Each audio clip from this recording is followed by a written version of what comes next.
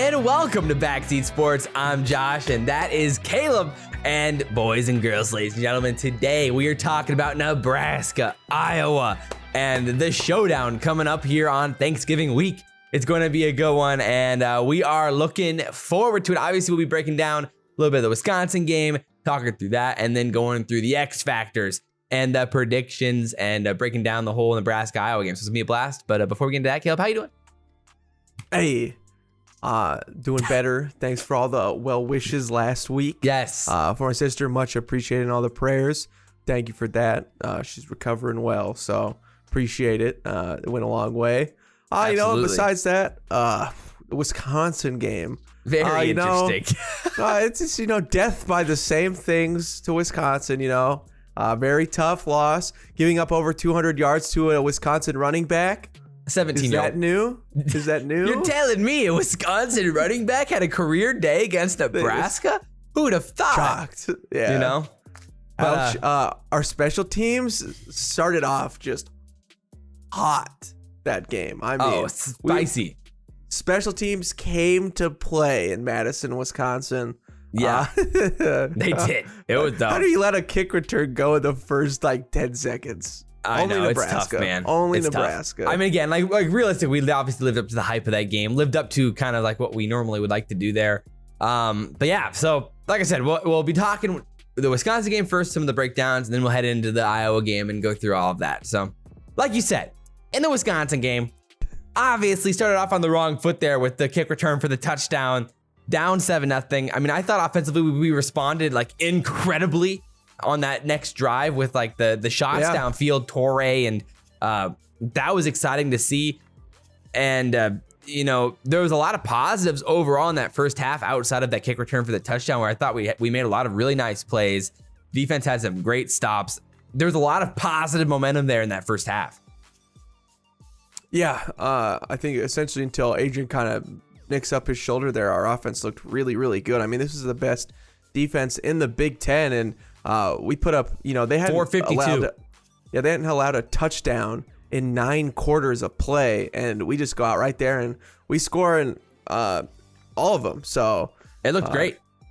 Yeah, I mean, we put up 452 yards of offense in the game. Like, that's insane. Nobody was doing that on Wisconsin this year, and we were dicing them up. And so obviously it just kind of compounds that, makes it even more disappointing to not see Adrian here against Iowa. But like, obviously that regardless though, we lost the turnover battle, obviously. And that was a huge turning point in the game with Adrian's INTs in that second half. Which was absolutely killer. The second one was really bad, especially. Yeah, the first one, he didn't see the safety. Like, he threw it, he threw it fine. It just, he just did not see the safety whatsoever, and the safety made a good play. Yeah. Well, actually, he was just standing right there. It was tough. It was tough. Yeah. I don't know. It was not a great play from Adrian in either of those. But overall, I don't know. What were your biggest takeaways from the game? Obviously, we had no Ramir. Yant wasn't playing in the game either. Yeah. So it was a weird running back situation. Obviously, the first game with the new coaching staff, and overall, you didn't really feel like there was anything too much missing offensively, at least in the game plan specifically. And I thought overall, Frost called a pretty good game. The goal line was the question. Yeah, I mean, for Scott Frost, the goal line's kind of always been lackluster. Oh yeah, over his career. That's always been a little bit of a party. Missing field goals, and then we've gone for it a lot and don't take the points. But with a bad kicker, it's understandable. Yeah, but also just like the fourth down plays just haven't been great. Just not being able to punch it in the end zone just been just a giant killer. For how many times Nebraska's been in the red zone this year, and just how ineffective we've been. I mean, that's killed us a lot of games.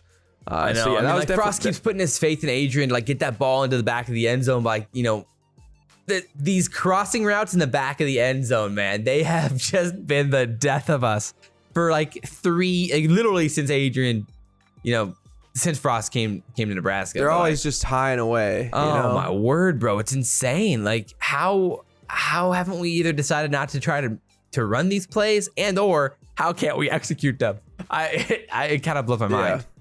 And then, but that gets frustrating. Then in the second half, just the killer holding penalties. Or Yeah, right? our offensive line penalties were just as bad this game, if not worse. I mean, Turner Cochran almost gave up a safety when we were on that 1 yard line. Like, that was close. That was so close. Thank goodness that wasn't in the end zone. And then Ben Hart's hold in the fourth quarter, or in the game winning or the game tying drive. So untimely. Not that there's good timing anytime for those. Right. Just lack of focus, lack of execution there. Yeah, I mean, one positive I really liked was like we finally saw like a really well executed, like nice slant or like bubble screen at the goal line. This was like an underneath slant to Torre at the goal line. It was like, man, finally like a well executed, well timed underneath slant to get the ball in the end zone. Like that felt good. And that was pretty vindicating to see. It finally executed well.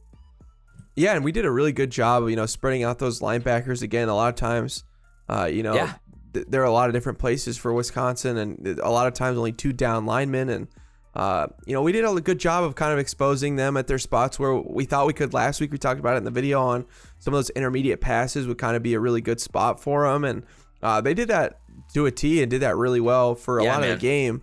It was just unfortunate, again, to see us come up short and yet another, 1 possession loss. And again, it really came down to that second half. The defense, allowing too many giant runs. Well, tackling was the problem, man. Tackling, yeah. Well, yeah. It was tough. I mean, like, even though we had some like nice hustle plays, like Ty Robinson, I think on a 4th down play had an amazing play, and like we even had like the great hustle from Cam. Even after he missed that tackle on the Braylon Allen touchdown, he like got smoked, got knocked on the ground, got up, and nearly made the tackle at the goal line. Like he hustled like 35, 40 yards downfield. Like at least you respect the hustle and passion there from Cam Taylor Britt. Like, you love to see that. And like, man, like obviously in this game, offensively, Torre and Allen stood out as absolute beasts in this game and looked amazing. And then defensively was really the question marks, I think, like you said, like where the tackling came to play, where Garrett Nelson had an unbelievably great first half where he was on fire, making plays all over the field, even in coverage, making stops. But in the second half, the tackling really came back to bite him. And I would say that was kind of the case for a lot of the guys. Cam Taylor Britt up front, even like Damian Daniels. Yeah. Overall, just a lot of that frustration with making plays. Reimer getting out of position, Henrich getting out of position just on those Allen touchdowns. Reimer, I thought, had a terrible game. Oh, he had a terrible game. Just like bad angles, missed tackles. I mean, it was his worst game by far. It like just so many times I'd just be rolling my eyes, frustrated. It just.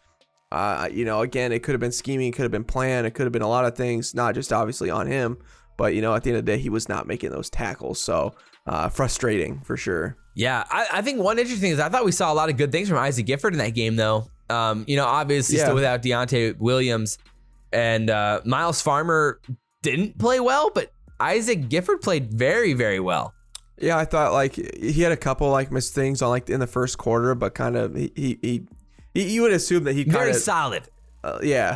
He got into the game there, especially in that second half. Yeah, I mean, no one defensively played a great game. I mean, no, especially in the second half. Yeah, I mean, and again, Braylon Allen, he's obviously talented, and we're gonna be talking about, I'm sure, a lot about him for the next 3 years or whatever, till he's a first round or second round draft pick. But gracious, they tore what us Jonathan up Taylor's in the second half. Woo. I mean, how many yards did he end up having? Like 200 and something. 40 something. In that game. Yeah, 228 in that game on 22 carries. Okay. So 10 yards a carry. It was a carry. Oh, my word. It was killer. Yeah, but I mean, Austin Allen had 143 yards receiving. Wow, man. And I mean, again, I think he could have done this the whole season. I mean, Agreed. He finally got his most targets. 7 targets. I think he should have 10 to 12. I mean, or you could even arguably say 15. And I don't think I'd be mad at it. Sideline fades and corner fades to him in the end zone. And everything. Yeah, I agree, his crossing routes are good. His post routes are good. His seam routes are good. Just everything. And he's so big and he's fast. Just everything. I get that you need him. We need guys to block up there. But man, just feed him. Feed the beast. And he's so good after he catches it too. He gets plenty of yards after the catch. So I mean, again, we've said it. We've said it for the past 2 seasons now that he's been a stud that we just need to give the ball to more. Usually and Frost has never been he's never been the guy to just stick with what works. He's kind of this is my plan. I'm sticking to my plan. But like when something's working, like for example, like you run the whole way down the field with nice options and read options. Like you're running like we ran like maybe 4 options on that drive down to the goal line, and then you're like you don't end up getting points because you're throwing the ball with Adrian near the goal line. Like, and honestly, like I think that option stuff would really work in the red zone there. We haven't tried it much this year, and like we had some. We did once and it scored. We had those nice like receiver option plays with Torre where we bring it into the backfield and run those plays. Like overall, it's been effective. It's confused defenses. It's made some tough choices, and it's been efficient. I wish we'd run it a little bit more in the goal line, but that definitely has not been the case so far. So, well, overall, I guess we wanted to keep it shorter with the Wisconsin game and really focus most of this video on the Iowa game and a lot of the information there. Obviously, it was tough. I mean, Nebraska now, we're 3-8, 1-7 in the conference. You know, what was us? Terrible team. And we opened up as favorites against Iowa. You love to see it. Things you love to see. Iowa's down bad. This, what was us? Top 5 ranked team at one point in the year. Opening number up two ranked team to Nebraska, who's 3-8. That's right. Still very much the little brother. I'll small. Take every victory lap I can take here. All right. Well, breaking news: we're not favored anymore because Adrian Martinez isn't playing in the game, and so the line went from where most sites were like 1.5 or 2 to like now 1.5 to Iowa. It's a little bit of a bummer because Adrian's best games have always been the Iowa games. That's true. He always comes out with a little bit extra sauce. I don't know why. Yeah, he's dying inside for this. Yeah, so you feel bad for that. Adrian in an Iowa game is honestly, it's the best Adrian Martinez I think we've gotten every year. So I'm a little bit bummed because if I had to pick one game where it's like, all right, he consistently had a good performance, it was Iowa. So yeah, it's too bad. 100%. Yeah, so we opened up as like, depends on the site you're looking at. Some had us as much as like 3.5 or 4 point favorites opening up. Like, wow. And some had us like 1.5. That's where my head was at. But now it's a 1.5 point Iowa spread on OddsShark. Overrated. And it's a 41.5 point over under. So keep that in mind when we're breaking things down here. The biggest news, we'll start on the offensive side of the ball for Iowa. The biggest news on their season is, oh baby, breaking news, Spencer Petras sucks. And he got benched for Alex Padilla. All of our comment section says that he's heaven on earth, man. What, 2 years he's been the savior of Iowa football. He's winning a Heisman by the end of the season. Iowa fans are just as knee-jerk reaction as Husker fans, and that's just the truth. So all the Iowa fans, oh, we're so smart. Oh, we're so smart out here. Yeah, well, Alex Padilla's now in, so that's funny to see. Yeah, and again, just a reminder, they could have had Zach Wilson, but instead Spencer Petras committed, and then Zach Wilson canceled his visit and he said his number 1 pick was gonna be Iowa if he visited.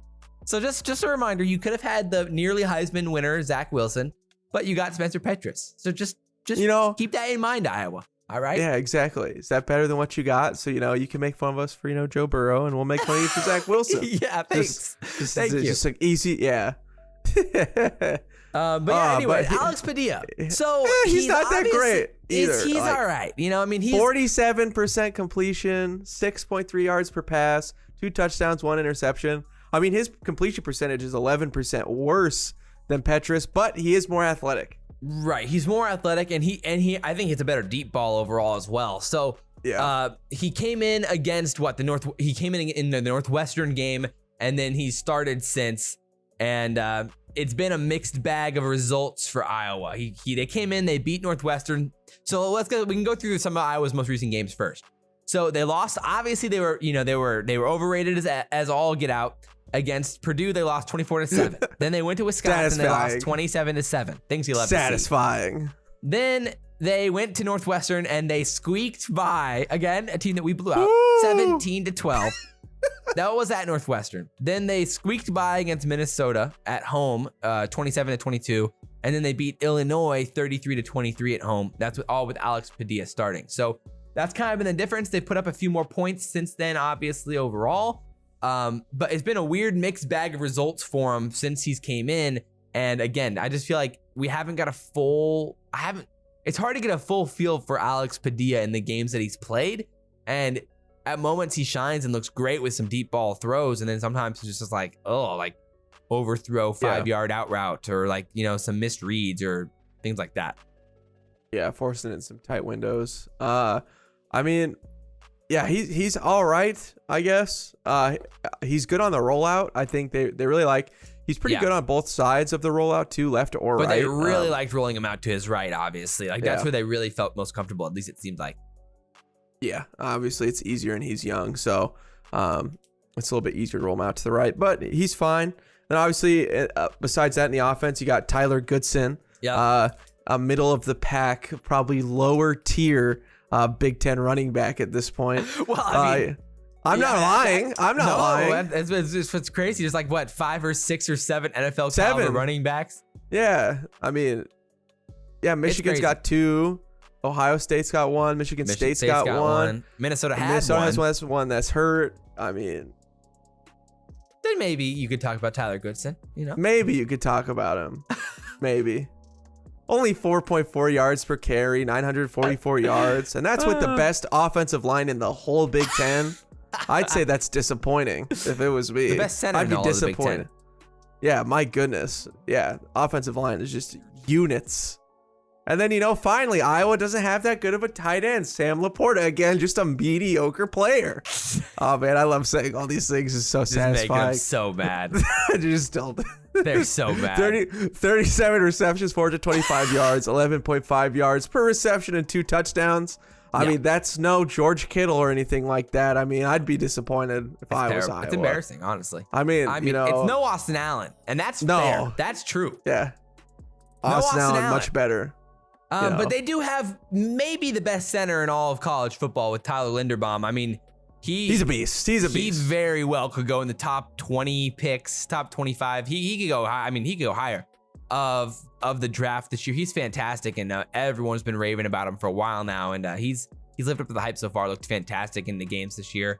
And shocker, all of their offensive line's like all of their best players on their team. So it's like, yeah, they're top 4 best players on the team. They look so good. I mean, they're just very physical up front, get all the push. I mean, Tyler Goodson's like barely getting touched like for 3-4 yards. Yeah. The fact that he's really only getting 0.4 yards per carry, honestly, because like he's getting 4 free ones. Amen. But it's incredible. Overall, they have interesting playmakers. Like no one stands out like they're unreal, but there are a few guys that have made some nice plays on the edges, for sure. Yeah, I mean, Keegan Johnson, a Nebraska native, who's a freshman this year. Keegan Johnson, man. Yeah, lit family. 60 receptions, 328 yards, 20.5 yards per reception, and 2 touchdowns. Obviously having a great freshman season. They didn't start him right away, though, because Iowa didn't believe in him right away at the beginning of the season. So what are they seeing, Embarrassing. Yeah, embarrassing. Yeah. Clearly a terrible coaching staff. So bad. So, yeah, I think overall that's about it. All right, guys, to see you tomorrow.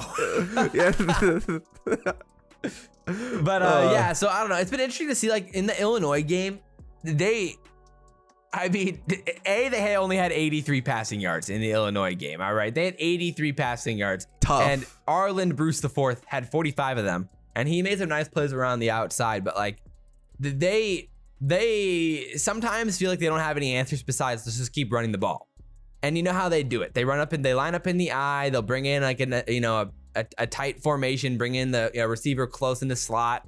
Then they'll send him in motion. They'll like fake a reverse. They'll hand it off to Tyler Goodson, then goes for 12 yards and you hate yourself. So that's usually how it goes. And they'll run with pot bomb. Yeah, exactly. And they'll bring in their fullbacks and they'll fullback dive. They'll run those fullback dives like we said against the Minnesota game, or the Wisconsin game where like I think Wisconsin and Iowa combined for like 6 fullback dives in that game. Just overall, just invigorating, just energized football from them. Just really fun to watch. But I mean, they are the 124th team in the country. They are averaging in offensive so many yards. yards per game. So many, almost 300, almost at 291. Oh, man, just electric. I can't. Yeah, so 124th. That's unbelievable. 24th. Yeah, this is looking like us. In a lot of statistical categories. So I can't. Yeah, a horrible offense, but yet they have 9 wins. I mean, it's how they do it. You're good. You have reliable special teams. You can return some kicks for touchdowns. You have an incredible punter. You have a kicker who can make freaking any kick around the fluffing field. It's like they're out here kicking 59-yarders consistently. I mean, I see why they have all the kicking T-shirts. Their punter's great. Yeah, their field goal kicker is awesome. So, I mean, again, when your special teams are great, I mean, it's the absolute opposite of what Nebraska is. We have a super flashy offense, but the worst special teams in the history of football. And we penalties all the time and turnovers. And penalties, penalties and turnovers. Or you could just be Iowa, be super, super, super boring, but have a really cool Australian punter, and then you just win games. So, respect. Boy. Yeah, that's right. I don't know. I mean, I love an Australian punter. That'd be awesome. Yeah, that's cool.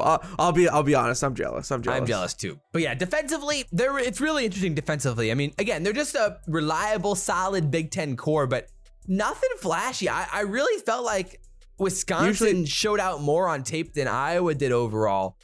Agreed. Interesting. Yeah, Thoughts? I mean, yeah, they got Jack Campbell's got 105 total tackles, 59 solo, a sack, 5 pass deflection, interception. Again, usually with Iowa, there's usually that one, pass rusher who's been, stand out, going to be a top couple round draft pick.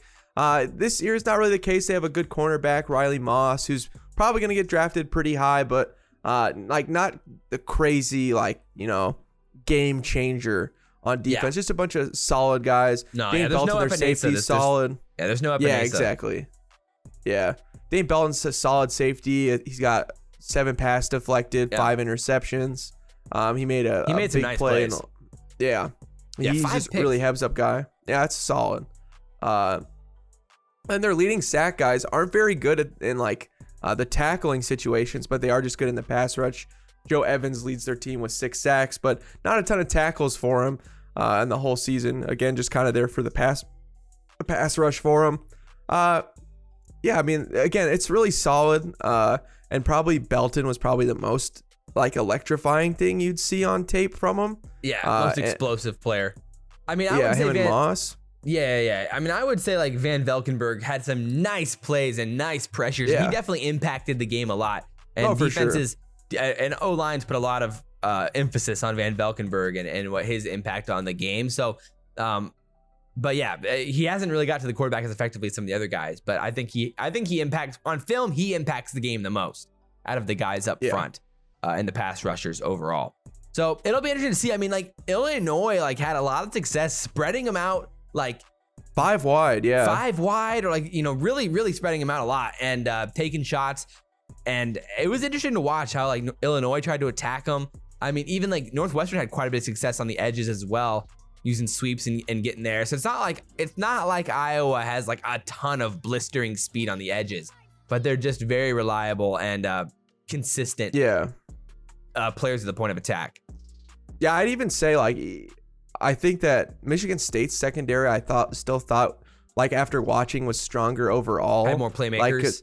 Because just Michigan State's safeties and corners were so fast and hit so hard.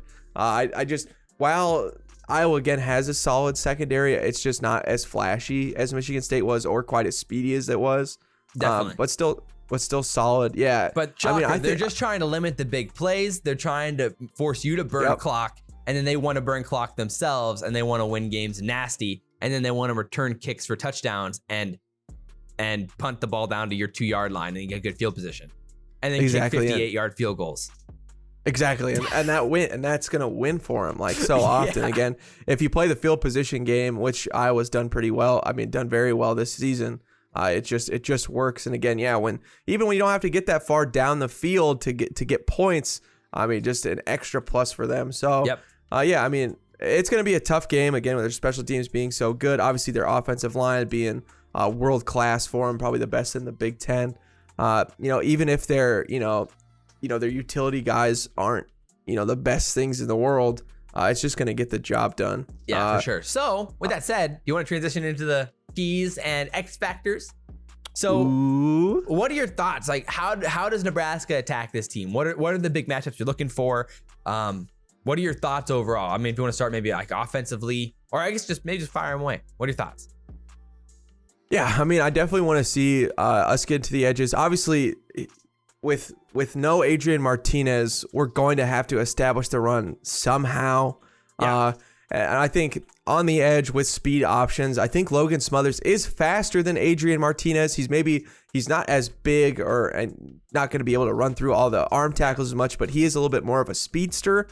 So maybe speed options, read options. Again, like it's going to be important to get to the edges, and then we're going to have to find a way to pass plays to spread these guys out like other teams have done. So whether that is screens, I think jet sweeps can be really effective. One thing I really did like from Iowa's offense was they ran a ton of wide receiver jet sweeps. Like they were end arounds. End arounds. They'd bring them to one side, pull them back into the other, and they'd use a lot of times their fullback and tight ends, and they'd pull them to kind of lead block for these plays.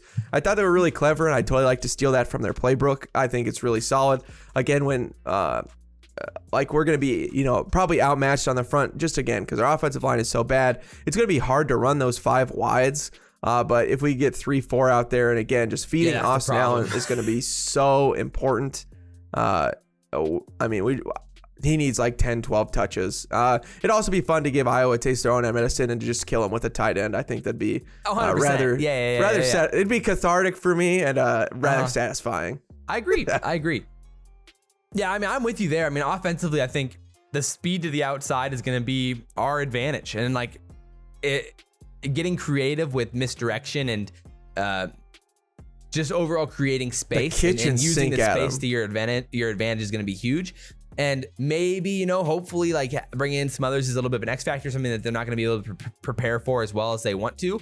And hopefully we can dial up some things and have some fun with it. And obviously Smothers has been in the system long enough now where he should have these things down. So hopefully we can run an efficient offense and avoid these turnovers. Obviously, I think both of us had the big question mark was in that Fordham game. Smothers fumbled like a pretty bad fumble in that second half. He tried to make a spin move and then he just got hit in the back and the ball just shot out. And so it's like you get a little bit worried seeing something like that happen against Fordham.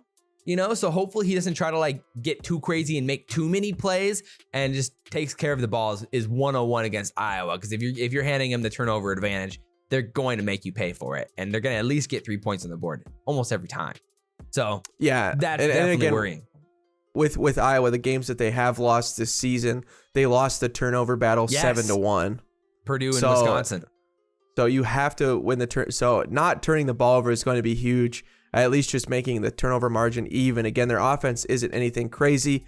But again, you're probably going to need at least 1 or 2 from them again because they're going to win the field position battle so often. Even if we do get stops, they're going to be able to pin us deep. So, and again, do that a couple times and, they'll get a field goal. They'll get short field and a field goal. Well, I think defensively, one thing that I definitely want to dial in here on is linebackers have to have discipline against this team because they have a lot of really fun blocking schemes where they throw misdirection and they'll block downhill to the right and then they'll do that end around to the left and then they'll seal the backside with their leading fullback and then suddenly they're going for 25 yards. Like they do a lot of nice misdirection things where if you don't play your assignment here and if you don't contain the edge, then suddenly things get pretty crazy. And they're ripping off those 20, 30-yard runs to the outside. And so that's what I'm definitely looking for here is Reimer and Henrich to make plays and be disciplined with their eyes and then attack and hit their gaps at the point of attack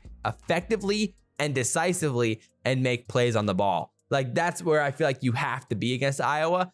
And they love to throw every misdirection they can at you. Weird blocking schemes. They do a good job of disguising their pass run and play action, and they're really disciplined with that, with disguising it up front. And that's where play action starts is good discipline from the offensive line because obviously linebackers aren't always watching the ball. They're watching the offensive line and those types of who's pulling and what direction they're running to get a read on where they should be going. And those things Iowa does a great job of disguising. So overall, I think physicality and decisiveness are just they're 101 when you're playing against Iowa. Yeah, I mean, we watched them when they were playing Minnesota, where they ran the exact same play. They just flipped it, where they pulled a tie. They pulled a tie into the right, and they ran it right, and they pulled a tie into the left and ran it left. And again, yeah, like they'll run offset I formation. So many, just running plays. They'll run to the strong side. They'll run to the weak side, and they'll end up getting numbers, and they'll go for what's in favor. So again, just selling out on the run. Nebraska's been good at it this year, except for last week against Wisconsin. Somehow they're our kryptonite when it comes to that. Because they have an athletic running back who, if you do make a mistake, and a bruiser, man, you pay for it. And Iowa won't as much be the case. We'll pay for it in 10, 15 yards instead of 50, 70 yards. Well, I mean, we've definitely talked about our lack of tackling discipline in the past, and so that really so many bad arm us tackles against a guy who we're trying to like throw our shoulder into, like what Cam Taylor did, and then he bounces off of him, takes it to the house. Tackling him up here in the shoulder pads. We're that might work against Tyler Goodson, but it's not going to work against Braylon Allen, who's 240 pounds. So there are these types of things. So we'll see. I think we match up fairly well overall. So it'll be interesting to see what happens there. Obviously, the biggest questions for Nebraska was just like, Logan what Smothers. running backs are we going to see? Brody Belt, Marvin Scott, Marquise Stepp, who's going to be the guy in this game, assuming that Yant can't go or whatever's going on with that situation. And Ramir and then if hopefully Ramir can be healthy. We don't know that yet, but it seems like that's not going to be the case as of this recording. So hopefully we can mix that up. That doesn't inspire confidence. And then, like you said, Smothers, he's only thrown the ball 11 times so far in these games. But he's looked pretty good in those throws, but he's only thrown it 11 times. Obviously, Frost doesn't want to throw the ball with him, so we'll see what happens in this game. But we're going to have to. I mean, I say just go. I mean, we got to go all out. I mean, I think that the one hope that we have is, it was such a positive seeing our team not give up at the Wisconsin game. I thought there was a big chance that we could just come out super flat after not being able to make a bowl game. But that wasn't the case. So that's nice to see. Obviously, we did do that against Minnesota, but against Wisconsin at least, we showed up. So why? Who knows? Who knows why we don't play with that same level of intensity? Every single time, but hopefully we can do it one last time. Obviously, it's the senior day for so many guys. Last play games, yeah.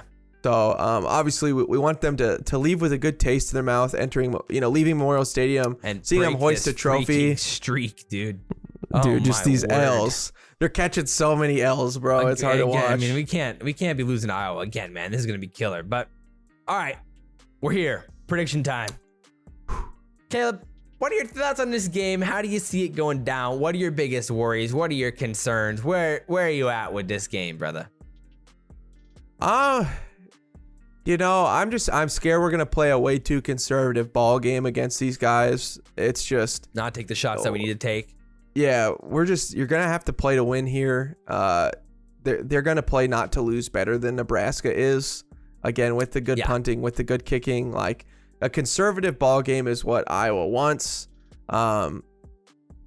Again, just the note and the turnovers thing is scary as well.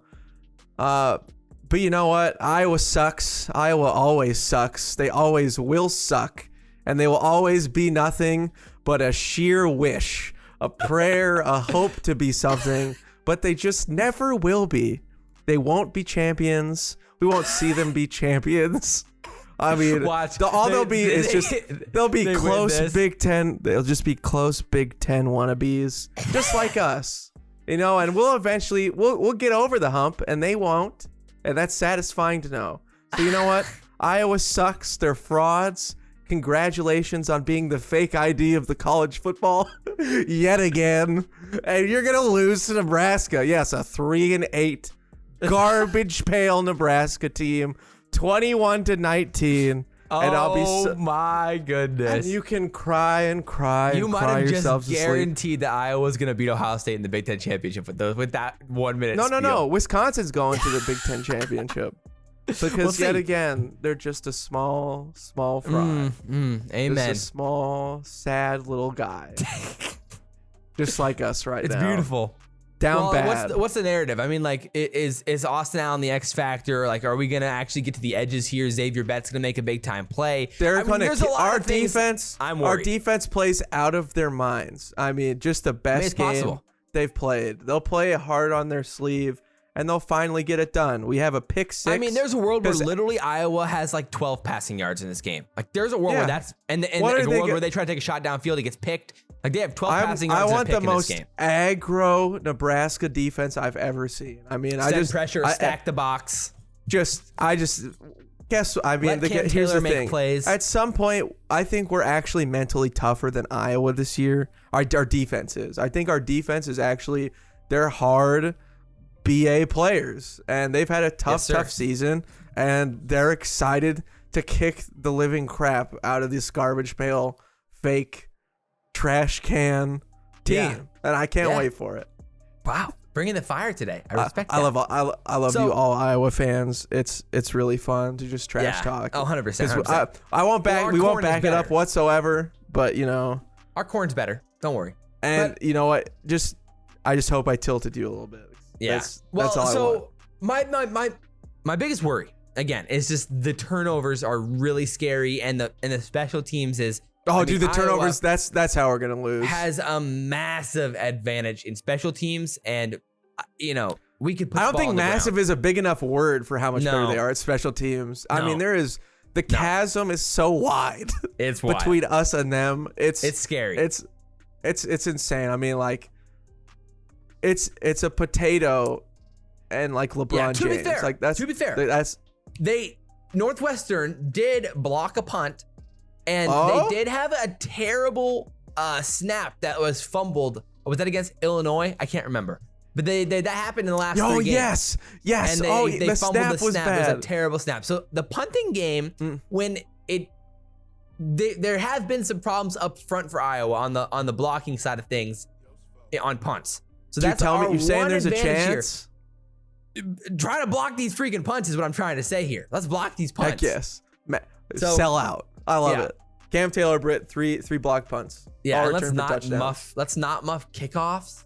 Like, what? Oh my goodness gracious! What was that?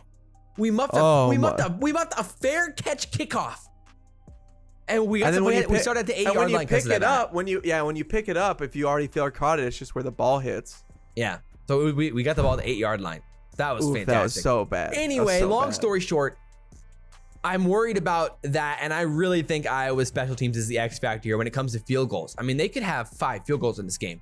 They could score 2 touchdowns with 100, and they could have like 220 yards of offense, and they're gonna kick 5 field goals because we give them decent field position because they're gonna win. They're just gonna be putting us down to the 10-yard line every time, and then they're gonna have decent field position. They're gonna have like 220 yards of offense in the game, and they're gonna win and they're gonna win 26-24. Because they're going to have 5 field goals and 2 touchdowns that are kind of BS because of turnovers.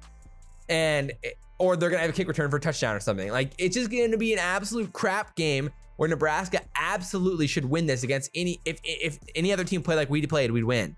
And then if something's wrong is going to happen. That's why I'm just terrified. So I'm going to take us to lose by 2, basically right near the spread. I mean, it was a 40, it's a 1.5 point spread for Iowa. I have them winning it. 26-24, so I guess I'm picking Iowa. But man, you're taking the over as well. I think I am taking the over. It's a 41 point over. It's supposed to be really nice weather in Lincoln, like 60 degrees. I'm scraping the over. Hopefully it's really windy. That'd be ideal. Like, can we just get like 20 miles? Wouldn't we rather have it not be windy though? Because I mean, like, then we're taking shots for the kicker. I think overall. I see. I'm saying for the kicker. 60 mile an hour. We want hurricane weather. Just only for the kicker. Winds. Yeah, we'll see. But I don't know, man. That's where I'm worried. The running game is very interesting. I mean, like, and I don't want to emphasize this enough. I can't emphasize it. This is so winnable. Iowa's not a good team. There's a reason why they lost to Purdue and to Wisconsin. So bad. They're not a good team. They just haven't played. I mean, did they play Ohio State this year? No. Did they play? No. Did they even play? They played no one. They suck. Their best wins against Iowa State. They beat Penn State, to be fair. That was a good win. That was a good win. Although, Penn State turned it over 4 times. Yeah, how many? Yeah, that was a real bad game. Oh yeah. Penn State had 4 turnovers in that game. Clifford got hurt. So it's just like, if a team doesn't turn the ball over multiple times against Iowa, you can beat them. I mean, it's 100% guaranteed. So it's like, we'll see what happens moving forward, but like, where they're at right now, where this team is right now, after losses to Purdue and Wisconsin and close wins against Northwestern, Minnesota, and Illinois, it's so winnable. It's so winnable. And I really hope we can send Nebraska out on top. But in my all honesty, as a predictor, I couldn't get myself to pick Nebraska. But I hope I'm wrong beyond all belief. In all honesty, I would have picked us to lose, but I don't care. How dare you? We're probably going to lose, but it's so fun trash talking Iowa because their team sucks at football. Like, we could be 3-8 and we're still better than Iowa. We could lose 10 times and we're still better than Iowa. If we win, you'll take that victory We're not lap. Iowa. Because guess what? We're not Iowa. And like, that's at the end of the day, that's all that matters. Is we're not Iowa. Amen. Amen. That's my shirt. That's my shirt and I'm sticking to it. But we appreciate you guys for tuning in. I think that's about it for us. But drop all your comments down below, all of your thoughts. What do you guys think? What's the X factors in your mind? What's the biggest things? How can Logan? How bad are we gonna blow these trash cans out? Amen. Like, I mean, really, for me, the X factor is I just don't believe that Logan can throw the ball downfield.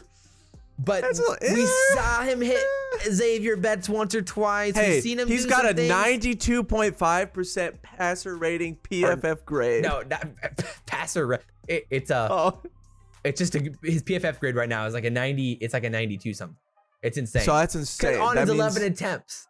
But to be fair, when you go back and watch the attempts, you're not really that impressed. You don't think I don't know how they graded him a 92. Honestly, they missed that one. We'll see what happens. But we appreciate you guys for tuning in again. Like, comment, subscribe, share all of your opinions down below. Hit the notification bell so you never miss an upload.